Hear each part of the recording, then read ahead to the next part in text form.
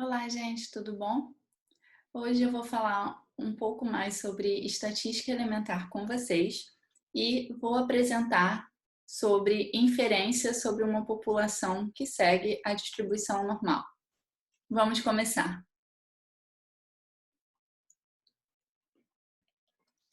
Bom, com a estatística descritiva através de amostragem e técnicas experimentais, é possível inferir sobre certa população de interesse.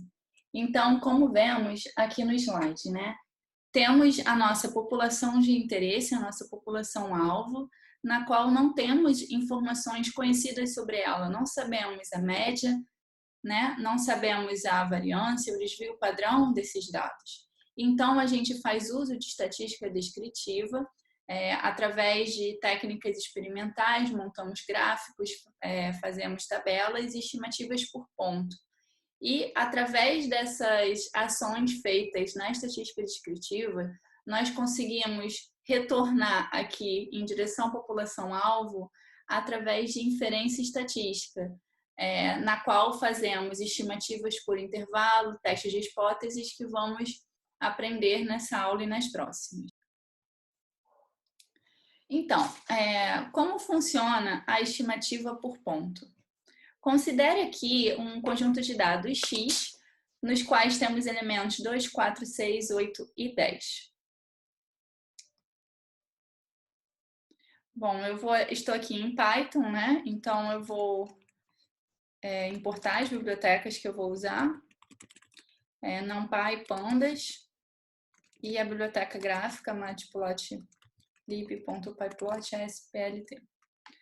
Aqui está o nosso conjunto de dados X e eu vou agora calcular a média dele, a variância e o desvio padrão, que é justamente o que temos aqui. Agora, se a gente supor que não conhecemos esses valores de média e nem de variância, vamos então realizar um experimento. Eu vou colocar esses dados dentro de uma bolsa, de uma sacola aqui ilustrada, e aí eu vou fazer 2 sorteios. Na primeira vez que eu faço sorteio, eu seleciono o número 10 e na segunda vez o número 4. Então, com isso, eu vou obter uma estimativa da média. Então, vamos lá. Então, vou criar um vetorzinho X as array. Então, foram os valores 10 e 4, tá? Então, agora, se eu pegar a média desse conjunto, eu vou ter um resultado diferente, que é o valor 7.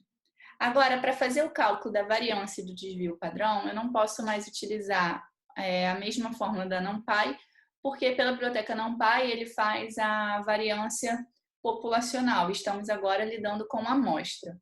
Então, para isso, eu vou converter o meu vetor X para um data frame. Então, eu vou criar um data frame chamado df, data frame, na qual a coluna vai se chamar o próprio X. Sim, aqui é um F maiúsculo. Prontinho. Então, aqui, se for olhar, já temos o nosso DF. Então, agora, eu vou fazer o cálculo da variância e do desvio padrão. DF de X ponto var.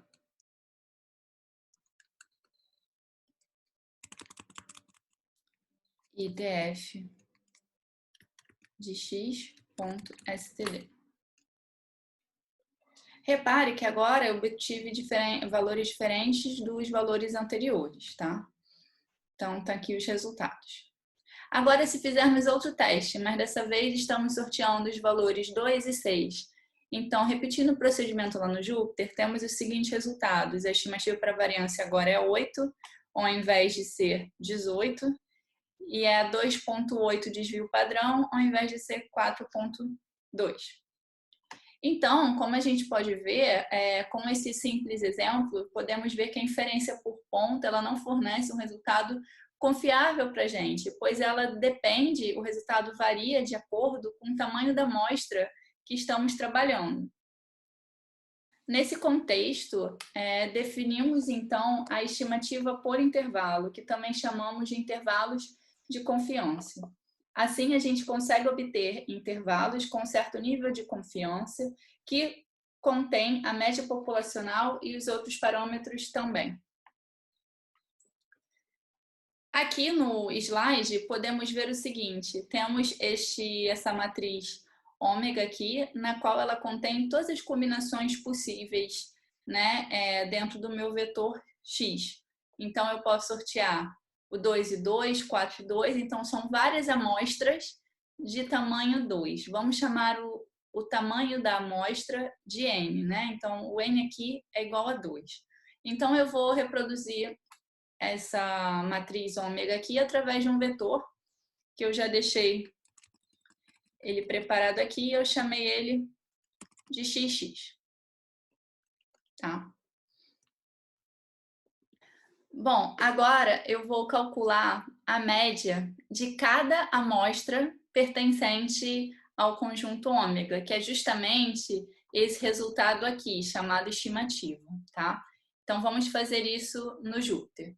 Então, temos aqui o nosso vetor x, que contém todas as combinações, e agora eu vou calcular a média de cada conjunto. Como é que eu faço isso em Python? Eu vou chamar esse conjunto, né, de médias, que é a estimativa, eu vou chamar de SX. SX vai ser igual a npmin de num for num in xx. Então, aqui eu vou ter um conjunto igual ao conjunto estimativa mostrado no slide. Vamos, então, construir um histograma com esses dados. Então, a gente já viu em vídeo anterior como se faz a construção de histogramas, então eu vou colocar PLT Rich, SX, Face Color igual a Blue,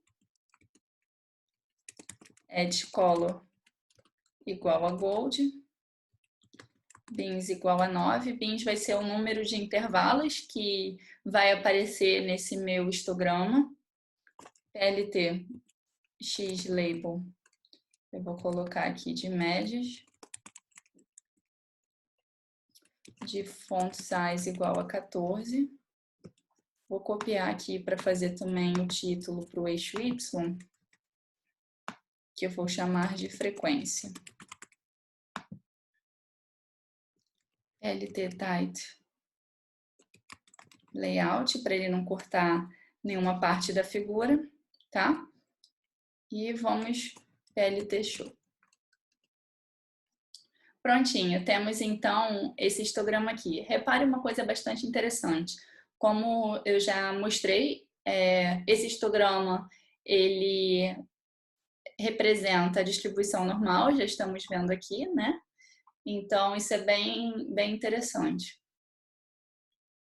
Aí, se formos calcular, então, a média NPmin de SX, é 6 e NPVAR de SX é 4. Repare que a média aqui, ela é exatamente igual à média da própria população. E a variância é justamente o valor da variância populacional dividido por 2, que é o número de elementos da minha amostra, ou seja, o N. Retornando aqui ao slide, a gente chega com esse exemplo no teorema do limite central, ou seja, extraindo-se todas as amostras aleatórias simples de modo independente, de tamanho N, de uma certa população de média μ variância sigma ao quadrado, decorre que a distribuição das médias das amostras se aproxima de uma distribuição normal de média igual a média populacional e variância igual a variância populacional dividido pelo tamanho da amostra. Então, esse teorema ele é muito interessante, pois ele nos diz que a média das médias amostrais é igual à média da população, enquanto que a variância das médias amostrais é igual à variância da população dividida pelo tamanho N da amostra. E isso vai nos dar um embasamento para a gente fazer a definição do erro padrão da média. Então, o desvio padrão das médias amostrais, ele vai ser dado pela fórmula do slide, ou seja, vai ser igual ao desvio padrão da população divididos pela raiz quadrada do tamanho da amostra. E esse valor acaba correspondendo ao erro padrão da média.